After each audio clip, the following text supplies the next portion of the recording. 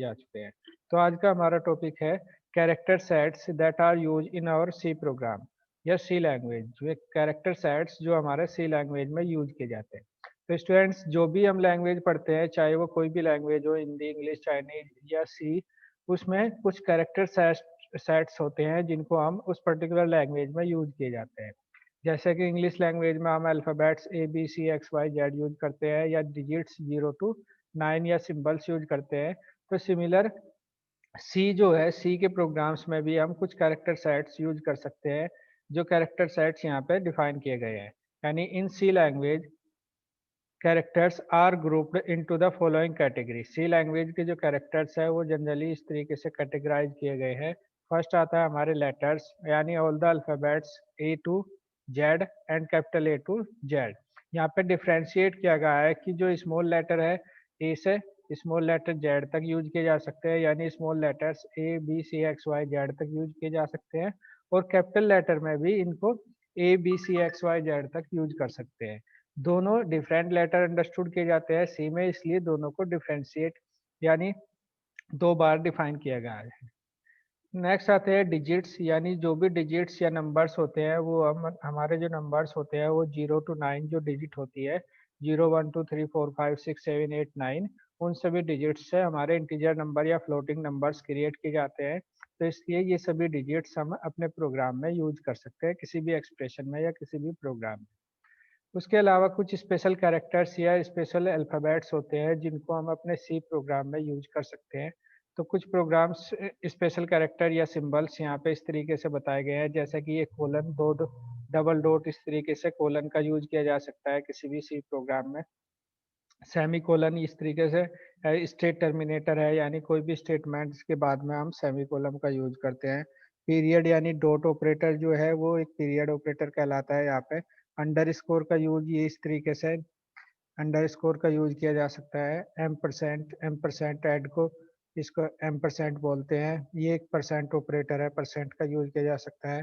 Hash has include लिखते हैं, hash include ना, पैरेंथेसिस, स्मॉल ब्रेसेज और ब्रैकेट। इसके अलावा भी कुछ सिंबल्स है जिनको हम यूज कर सकते हैं।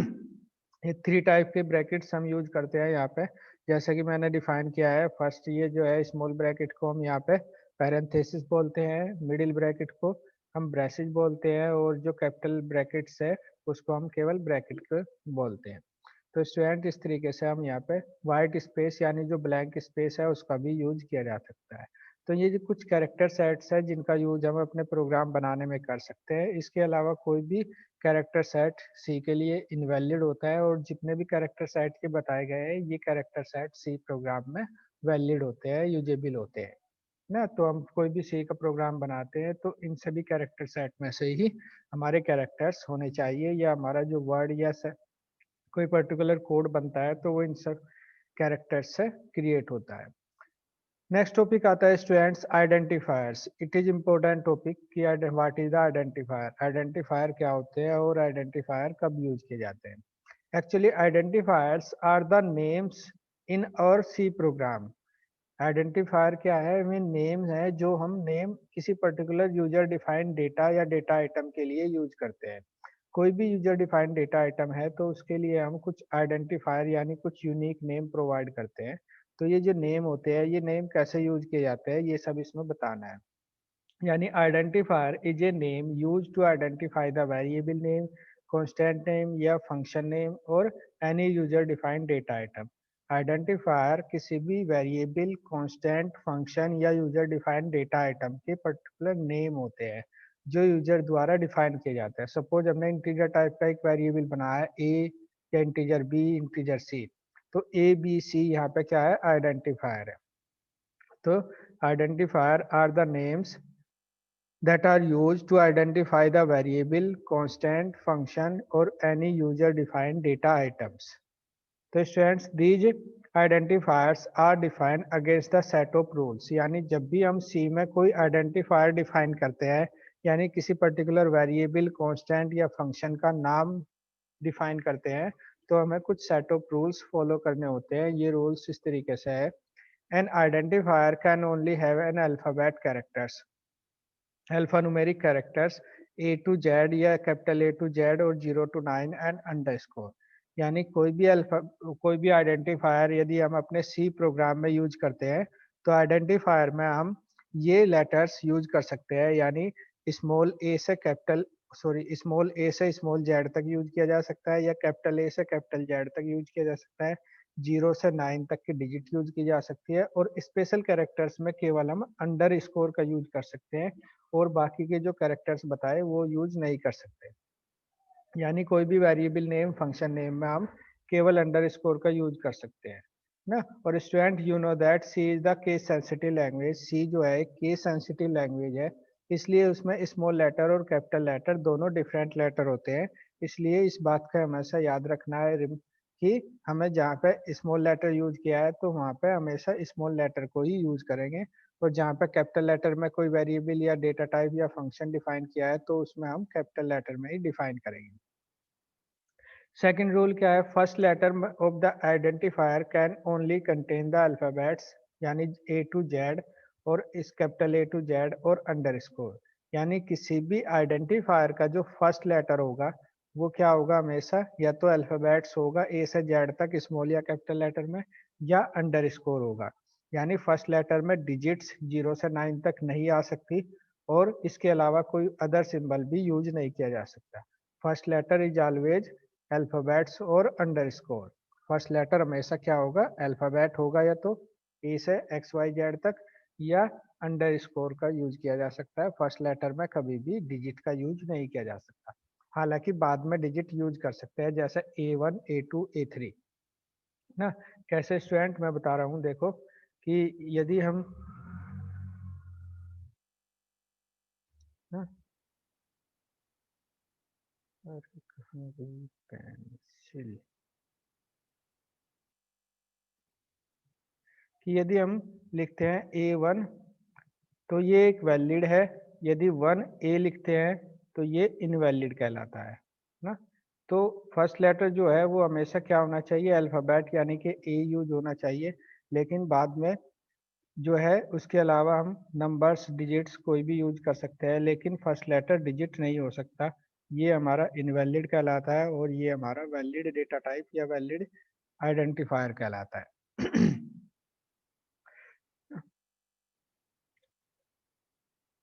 तो स्टूडेंट इस तरीके से हम क्या करते हैं,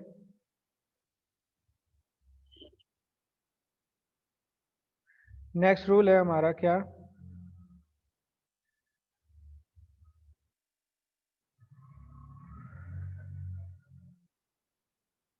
सर एक स्टूडेंट है हिमांशु शर्मा, हम्म। वो ज्वाइन होना चाहता है।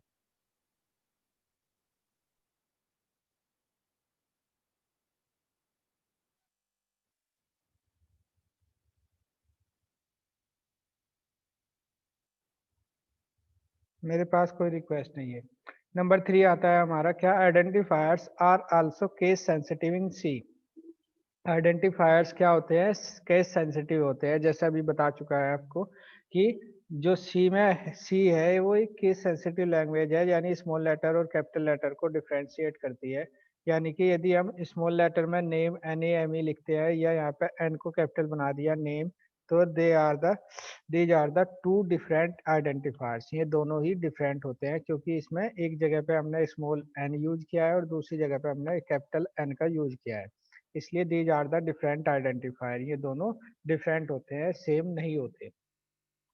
नेक्स्ट रूल क्या है, keywords are not allowed to be use as an identifier. Keywords कभी भी आइडेंटिफायर्स में यूज नहीं हो सकते। यानी जब भी हम कोई नाम डिफाइन करते हैं, किसी भी फंक्शन नेम, वेरिएबल नेम या कांस्टेंट नेम डिफाइन करते हैं, तो हम कीवर्ड्स का यूज नहीं कर सकते। कीवर्ड क्या होते हैं, ये डेफिनेशन आपको अभी बताएंगे नेक्स्ट टॉपिक में ना। तो keywords are the reserve word whose definition already explain on C compiler. Keyword actual में वे वर्ड होते हैं जिनकी डेफिनेशन ऑलरेडी सी पे डिफाइन होती है। इसलिए जब इन वर्ड्स की पहले से डिफाइन होती है डेफिनेशन, तो हम इन वर्ड को अपने नेम के लिए यूज नहीं कर सकते, या यूजर डिफाइंड नेम के लिए यूज नहीं किए जा सकते। नेक्स्ट रूल क्या है, no special character such as at the rate या डॉलर या एंड या हैज या सेमीकोलम या वाइट स्पेस या ब्लैंक स्पेस किसी भी आइडेंटिफायर में यूज नहीं हो सकता है। जैसे यदि मैं लिखता हूँ सिंपल इंटरेस्ट, तो सिंपल और इंटरेस्ट के बीच में कभी भी स्पेस नहीं आएगा। यदि स्पेस आता है तो आपका आइडेंटिफायर इनवैलिड माना जाएगा, और यदि स्पेस नहीं दिया जाता तो वैलिड माना जाता है। ठीक है। और यदि हम उनको डिफ्रेंशिएट करना चाहते हैं तो हम अंडर स्कोर का यूज कर सकते हैं। जैसे कि यदि हम लिखते हैं कि A1 लिखना चाहते हैं, तो A ना अंडर स्कोर ना 1, इस तरीके से हम लिख सकते हैं अंडर स्कोर का, या सिंपल इंटरेस्ट SI ना, तो अंडर स्कोर का यूज कर सकते हैं, लेकिन इनके बीच में स्पेस का यूज हम नहीं कर सकते। तो स्टूडेंट इस तरीके से हम okay sir. Examples of the acceptable identifier या वैलिड आइडेंटिफायर्स के एग्जाम्पल है, इस तरीके से हम इनको डिफाइन कर सकते हैं। जैसे पहला लेटर लिखा है ABC, वैलिड आइडेंटिफायर है। इस फर्स्ट लेटर क्या है, अल्फाबेट है ना। ऐसे ही move name, MOVE name underscore बीच में यूज किया है, तो ये एक वैलिड आइडेंटिफायर है ना। इसी तरीके से A123 जो है A_123, तो यहाँ पे भी स्पेस का यूज नहीं किया, अंडरस्कोर का यूज किया है और बाद में डिजिट लिया है, तो ये भी एक वैलिड आइडेंटिफायर है। माय नेम 50, ऐसे ये भी एक वैलिड आइडेंटिफायर है। यहाँ पे जो फर्स्ट लेटर है वो अंडरस्कोर है, तो ये भी वैलिड आइडेंटिफायर है। जे भी एक वैलिड आइडेंटिफायर है, या A23B9 ये भी एक वैलिड आइडेंटिफायर है। और RETVAL है ना, तो ये भी एक वैलिड आइडेंटिफायर है। यानी जब भी हम कोई नेम डिफाइन करते हैं या आइडेंटिफाई करते हैं, तो ये रूल्स हमारे फॉलो होने चाहिए, और यदि ये सभी रूल्स फॉलो हो रहे हैं तो हमारा जो आइडेंटिफायर है वो वैलिड आइडेंटिफायर कहलाता है ना। तो students these are the identifiers, ये सब क्या कहलाते हैं, आइडेंटिफायर कहलाते हैं। मैं समझता हूँ इस टॉपिक में या इस वीडियो में आपको आइडेंटिफायर्स अच्छे से समझ में आ गए होंगे। नेक्स्ट टॉपिक है हमारा कीवर्ड। जैसा कि अभी बताया कीवर्ड का यूज हुआ था अभी अभी, कि कीवर्ड क्या होता है। तो keywords are the reserve word who definition already explain on C compiler. Keyword क्या है, वे रिजर्व वर्ड है या प्री डिफाइंड वर्ड है जिनकी डेफिनेशन पहले से सी में डिफाइन की गई है। यानी उनकी डेफिनेशन पहले से डिफाइन है, इसलिए हम उनको किसी अदर पर्पज में यूज नहीं कर सकते ना। तो स्टूडेंट देखिए समझते हैं, keywords are the reserved words that have special meaning in C language। keywords क्या होते हैं, रिजर्व वर्ड होते हैं जिनके मीनिंग्स जो है कुछ स्पेशल मीनिंग होते हैं सी लैंग्वेज में। यानी उनका नाम, उनका जो टास्क है वो पहले से ही डिफाइन किया जा चुका है। यानी keywords are the words whose meaning already explained on C compiler। Keyword में वर्ड हैं जिनके मीनिंग पहले से C कंपाइलर पे डिफाइन किए जा चुके हैं और हम इनको अदर पर्पज में यूज नहीं कर सकते। These meanings can not be change, यानी इनका जो मीनिंग है, एक्चुअल मीनिंग पहले से जो है उसको डिफाइन नहीं, वो सॉरी उसको चेंज नहीं किया जा सकता, उसको हम एज इट इज यूज कर सकते हैं।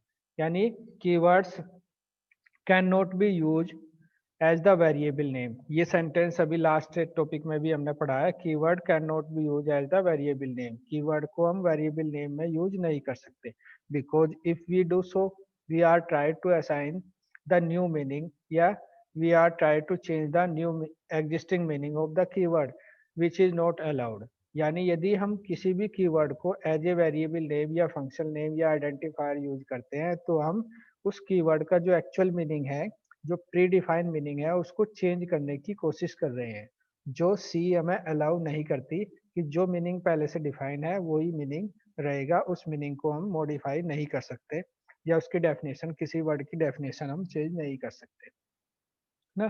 तो यानी which is not allowed in C, जो सी में अलाउ नहीं है कि आप किसी भी प्री डिफाइंड वर्ड को यू डिफाइन कर सकते, रिडिफाइन रीडिफाइन नहीं कर सकते। तो स्टूडेंट्स इस तरीके से सी कीवर्ड्स की जो डेफिनेशन है वो क्या है, C keyword are the reserve word which definition already explain in the C compiler. These meaning can not be change. Keyword are the reserve word that have the special meaning in C language. There are 32 keywords available in C. C में जो total keywords होते हैं वो कितने होते हैं, 32 है ना। तो 32 keywords available in C, C में जो है टोटल 32 कीवर्ड होते हैं, जिनको हम इस तरीके से वन बाय वन पढ़ते हैं। तो कौन कौन से 32 कीवर्ड होते हैं ये मैं आपको बता रहा हूँ ना, एक टेबल के द्वारा।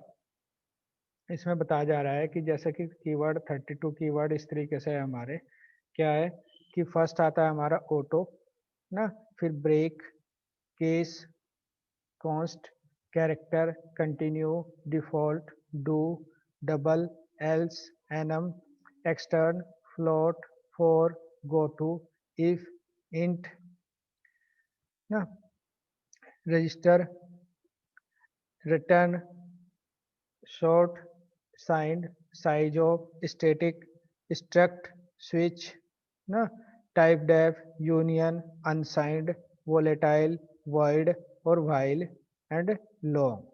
तो ये सब 32 कीवर्ड्स जो हैं जो सी में यूज किए जा चुके हैं या सी में हम इनको यूज कर सकते हैं। इनकी डेफिनेशन पहले से सी कंपाइलर पे डिफाइन है जैसे कि मैं बता चुका, और इनकी डेफिनेशन को हम अदर पर्पज में यूज नहीं कर सकते। जो डेफिनेशन इनकी ऑलरेडी है कंपाइलर में या सी में, उसी को हम यूज कर सकते हैं।